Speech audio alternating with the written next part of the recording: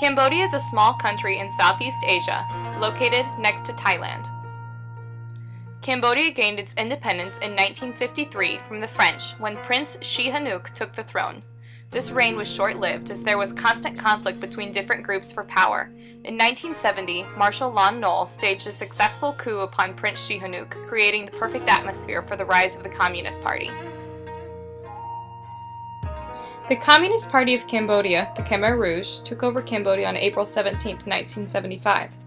Pol Pot was the leader of this uprising, defeating Marshal Lon Nol with the help of the Vietnamese. The Khmer Rouge began its real rise to power in 1973 by bombing Cambodia with U.S. aid. The U.S. assisted the Khmer Rouge in gaining full control of Cambodia in 1975. Pol Pot wanted to create a classless society where everyone was equal. No one owned anything, and no one was learning anything. He forced thousands of people to evacuate the cities and move into the countryside to the farmland. Pol Pot abolished free markets, school systems, money, private property, taxes, and religion. All public buildings and facilities were turned into prisons and military camps. People could not hold discussions together. They were forced to wear all black, including Pol Pot's military men, and were deprived of every basic human right. Everyone who was not considered pure and did not comply with these demands, including military officials, were sent to institutions where they were detained, tortured, and later executed. The particular prison I visited used to be a school. This was the largest and most famous prison in Phnom Penh, Cambodia's capital. There were 12 bodies found after the fall of the Khmer Rouge in the 1990s, which are buried at the old prison. The long white blocks pictured in the courtyard of the prison mark their graves. The beds shown are where they would chain prisoners to beat them and torture them, and there are prongs in the ceiling where they would hang the prisoners and electrocute them. The gallows and lard water basins pictured were also used as forms of excruciating torture against the prisoners. The people were overworked in the rice fields and starved. Nearly a third of the population died from this genocide. One woman escaped the Khmer Rouge and was the only member in her family to make it. You have to listen carefully, but she tells her story of escaping the Khmer Rouge, saving her life and others.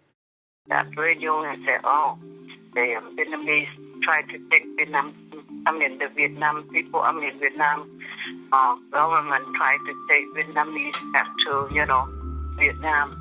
Because in Cambodia, they kill all Vietnamese now. So I say, so in the morning, early morning, at night, my brother said, now we take the gold and I change the clothes, We take gold and I change the clothes like Vietnamese clothes. And then, the white pants and black pants, just like the Viet Cong. So we pretend that we're Vietnamese because I speak Vietnamese anyway. If I don't speak, I die that time. So in the morning, we go and that I to across to, Phom Cham to, the people Phom Cham to, Ninh, that's with the border, Vietnamese and Cambodia. So the border of Vietnam and Cambodia. So they asked us, and I told Nolan and Nolan said, I said, they pass you something, don't ever speak out, okay? Pretend that you lose. Okay? You cannot speak, you cannot hear. Don't say a word. If you say a thing, you open your mouth, they kill all of you, and me too, they kill all of us. But don't say anything, let me do the talking. Don't be afraid to die too, no one see it, and no, they didn't say anything. So, he asked me, say, where you go? I said, well, I go back to my own country, Vietnam, because he said, why you want to go to Vietnam? I said, my husband has business in Vietnam. So, I had to go back to Vietnam, but really in Cambodia because my husband is Vietnamese.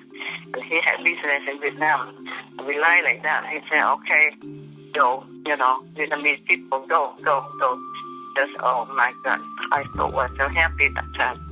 Oh my goodness, a lot of people died that time. All my family died, except, my own family, my cousin, my uncle, my aunt, all died. Pol Pot and his Khmer Rouge eventually fell in the late 90s, but his legacy lives on in the lives of the people. Every life was touched in some way by the genocide, and they still live in fear of another dictator rising up like Pol Pot. People are emotionally scarred, leaving most with the inability to live normal, productive lives. The whole country is in an identity crisis because the people have had no belonging for as long as they can remember. Once they were freed from the French, the only real government they had ever known was quickly overpowered by one that nearly wiped them out. Cambodia is also a deeply religious country, rooted in Buddhism. Pol Pot attempted to wipe out the Buddhist religion from the people in order to trust only Angkor Pabat, which is the name the Khmer Rouge wanted to be known by. This increased their identity crisis, as the Cambodians were afraid for their lives to identify with the gods they used to worship. They hated the Angkor Pabat, and their old gods were not saving them. The Cambodians are still deeply rooted in their Buddhist religion, but in a different way than before the genocide. There is a constant uncertainty and lack of real trust in their gods that follow the people today. Economically, the country is in shambles. It has an extremely slow economic growth rate, and poverty has overtaken the whole country, leaving Cambodia as one of the poorest countries in Asia. Everyone with skills was killed, leaving no one to educate the next generation and care for general necessities. There are mostly farmers and peasants left to care for a land with a new government. The rivers and streets are filthy, and clean drinking water is scarce. The people are plagued by drunkenness and starvation, as beer is cheaper than water and there are no jobs available for the poor. Housing in the countryside is made from tree leaves and rarely makes it through the monsoon seasons. Children run the streets rampantly with no one caring for them, and parents are desperate to provide somehow for their families. Many people live along the rivers, where sanitation is non-existent, and living is extremely harsh. There are many children for few adults to care for, and because housing is rare, people are forced to sleep on their fishing boats, where many children drown during the nights.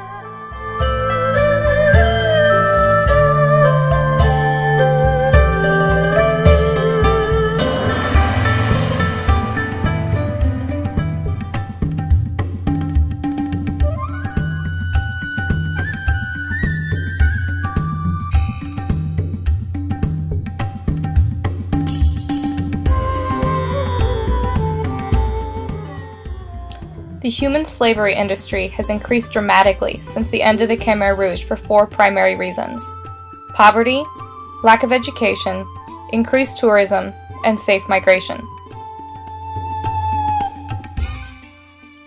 Parents who are unable to get a job have been known to sell their children to people claiming to have profitable jobs in the city for them. These buyers, though, normally work for pimps who will enslave these children for most of their lives, never actually giving money to the families they bought the children from.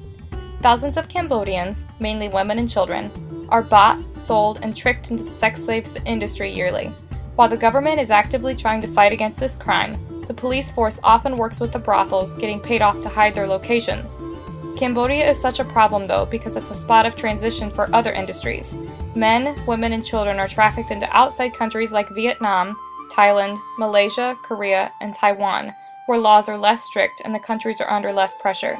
Women especially are often told that they are being taken to a waitressing job in Thailand and end up drugged in a brothel deep in the cities.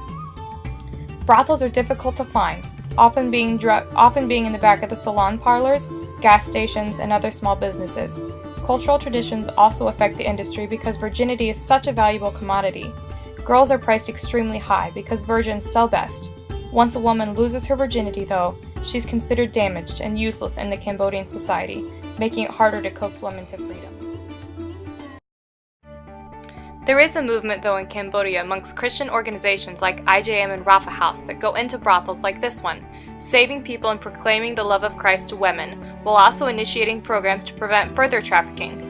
IJM rescues girls from the shadows of the city, and Rafa House acts as a safe house for girls to be rehabilitated, educated, skilled, and counseled. They learn skills to support themselves and are protected from pimps searching to bring them back.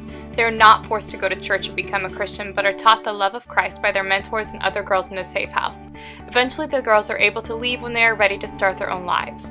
Many have gotten married and have successfully provided for themselves since leaving the organization. While in Rafa House, the girls learn their worth and value. This counteracts their previous assumptions that their virginity is the only commodity they have to offer their society. They gain confidence in their ability to weave, farm, read, and write. It's a whole new level of skill that many Cambodians don't have and could be the start of an educated nation.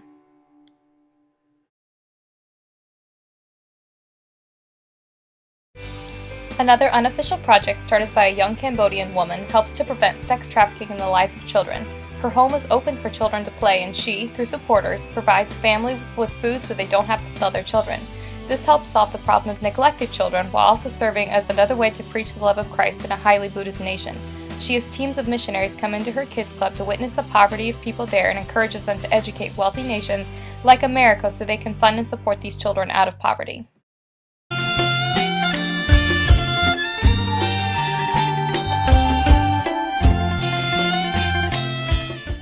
Organizations like these are what it takes to rehabilitate the country.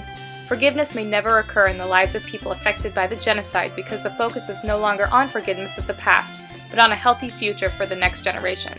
Through the active participation by the government, it is possible for Cambodia to recover from its state of poverty. Although, in 2013, Cambodia's government, with the US government, created the Law on Suppression of Human Trafficking and Sexual Exploitation intended to stop human trafficking efforts in Cambodia.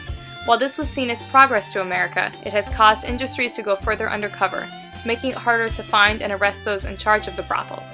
Also, because Cambodia is in such poverty, it's difficult to discern those who choose to be in the sex industry and those that were forced. Therefore, it's considered economically sensible to participate in the sex industry.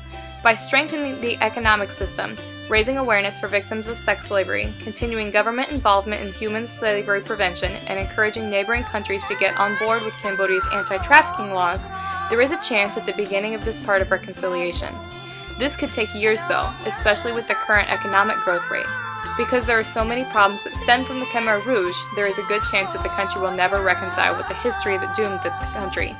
Currently, the best chance of hope that the country has is increased economic growth and continued intervention from Christian and nonprofit groups individually entering the country to take preventive trafficking measures into their own hands.